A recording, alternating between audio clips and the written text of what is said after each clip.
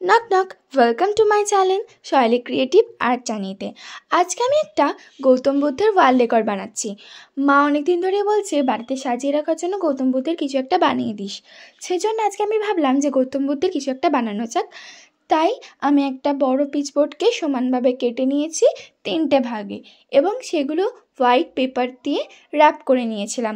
তার উপর পেন্সিল দিয়ে আমি ড্র করে নিয়েছিলাম মাঝে গৌতম বুদ্ধ এবং দু সাইডে দুটো পদ্ম ফুল। তারপর আমি বাড়িতে বানানো ক্লেটাই ব্যবহার করেছি। এবার বাড়িতে কিভাবে বানাবে ক্লে সেটার ভিডিও আমি আগে একটা পোস্ট করে রেখেছি। বাড়ির 3টে সহজ জিনিস দিয়ে আমি ক্লেটা বানিয়ে নিয়েছি।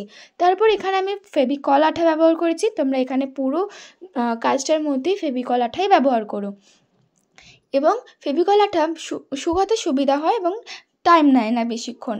এবার তারপর আমি ক্লেটা সমান করে লাগিয়ে নেওয়ার পর ক্লে অবশ্যই একদিন শুকাতে দাও, তারপরেই ওর ওপর কালারটা করো, ঠিক আছে?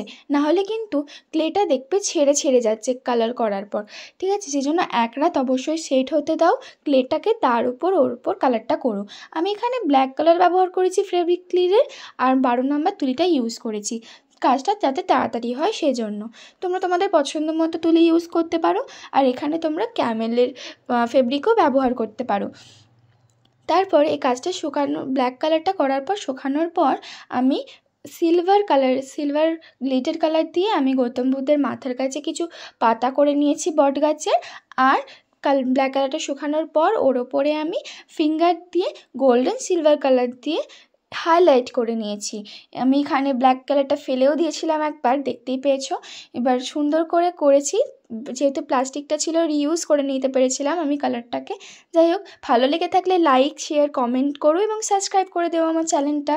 আর এরকম নতুন নতুন ভিডিও পেতে আমার পাশে থেকো। Thank you.